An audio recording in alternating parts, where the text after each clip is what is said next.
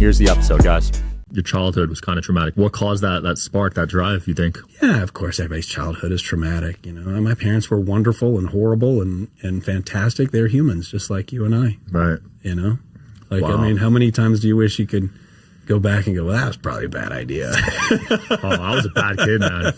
Yeah, I was too. I was in the principal's office like every week at least. Joining the Air Force was almost it was a necessary. Yeah, if they hadn't shown me the world and shown me how insignificant I was, because that was one thing different about the way that I was raised than the way I raised my children is, you know, we thought we were important, and we weren't, right? And so I try to teach my children that they're not important. So therefore, you better work a whole lot harder if you want to be somewhat important. Yeah. Right. When I say bad kid, it's funny looking back because I talk to my friends now, similar things, right? They ended up in the principal's office, but I think we were just a little different than everyone, not trying to fit in the mold. Right. And it's actually like a good thing to stand out. Yeah, nobody wants to do that. Yeah. Everyone wants to conform and blend that's in. why we were talking right before we started, like between the puka shell necklace and the fro and the sweats. Yeah. Just be yourself. Just be you, bro. Right? Stand out in a crowd. Be awesome. You know, I have zero interest in being famous, right? But I've also learned that it's a lot easier to affect people. It's a lot easier to make money. It's a lot easier to help people. It's a lot easier. It's an amazing megaphone. Right. Right. I mean, your thoughts reverberate around the world. Every day, your thoughts reverberate around the world. But, you know, there's other great people whose thoughts should be heard. But because they're afraid of standing out in a crowd. Those are my favorite guests. The ones that don't have a following, but they have so much value and they can't really articulate it in a way of the modern era of social media. Right. Because they don't want to be on there or they don't like it. You know what I mean? Yeah. Well, I mean, like, I'm 49 years old. I have the very best life in the world. I think most people, if they knew that life intimately, they would think it was very provocative. It's not. It's just a life, right? I just don't give a what people do or do not know about me. But in order to help the people I need to help, in order to create that line, I've been doing this for a long time. You know, I used to own a chain of fitness centers. That's where I met my wife, and we did really well.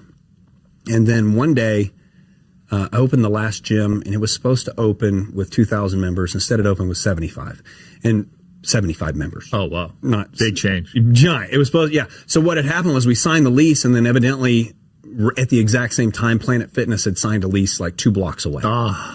And so, so I'm like freaking out, right? I'm going from living large, having a great life, building this company, having fun, working out all day, surrounded by amazing humans.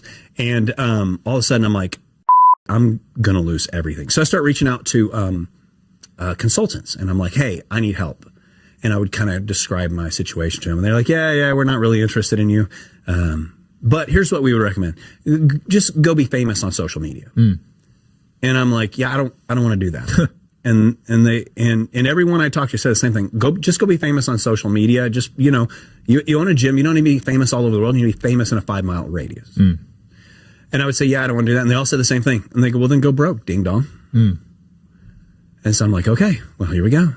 And so we just started doing that with the gyms, and it worked, right? We were able to, you know, that gym never had a chance, and it worked for a few years. And then Planet Fitness came in, opened up next door to every other gym I ever that I owned. And then, like every other entrepreneur in the world, you should just drop it, walk away, fail fast. Everybody says fail fast. The books say fail fast, but entrepreneurs don't fail fast. We're not capable of it. Right. I mean, the personality trait that makes you build that is the same personality trait that's not going to let you walk away from it. So instead, I sunk everything into it and lost everything. Ultimately, Planet Fitness destroyed us. They were cheaper than you, right? I mean, it's a different business model. Our business model was helping people, and their business model is pretending to help people. Yeah, right? So and I'm cheap. just no good at being fake. I can't fake. I can't fake it. I've been to one, and it's not a pleasant vibe to work out in because it's all about energy, right? Now I pay for the highest membership here, lifetime. Right. It's like $250 a month, and I just feel amazing. Right. In that environment. But that's because Lifetime's goal is to make you pay $250 to make sure you come, to make sure that you achieve your goals.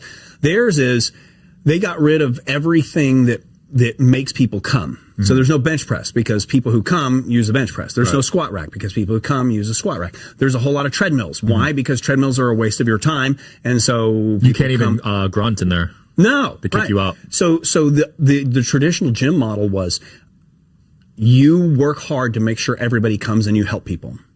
But the problem with that model is you can only fit so many people in your gym, which means you can only have X number of members. And then, so every time you get a couple more members, then it gets a little more full, so a couple more people fall off, right? And that's been the traditional gym model. And that was fine when there wasn't, before inflation, that was fine when there wasn't 15 gyms on every street. And then when the 15 gyms on every street came and inflation comes, so Planet Fitness, their business model works like this. What if we get rid of all the people who show and only keep the people who don't? Well, how do we get rid of those people? Well, we just get rid of the equipment that they want. We get rid of the bench press. We get rid of the squat rack. We get rid of the... that's what they did? Yeah, that's exactly what they did. It's brilliant. It's creepy. It's disgusting. But it's the most brilliant business model for a creepy on the planet. Yeah. And so they got rid of everything that makes people come. And then if you do come, we'll kick you out for grunting. Because we're not judgmental. Yeah. Like the most blue hair ever, right? Yeah. And so they destroyed me.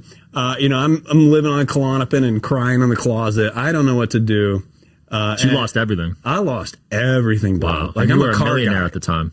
I was not a millionaire. Okay. I made a really good living. But in the gym business now, that's really difficult to do. I mean, I had friends who were, but that's really difficult to do. And losing those gyms was the best thing that ever happened to me. Wow.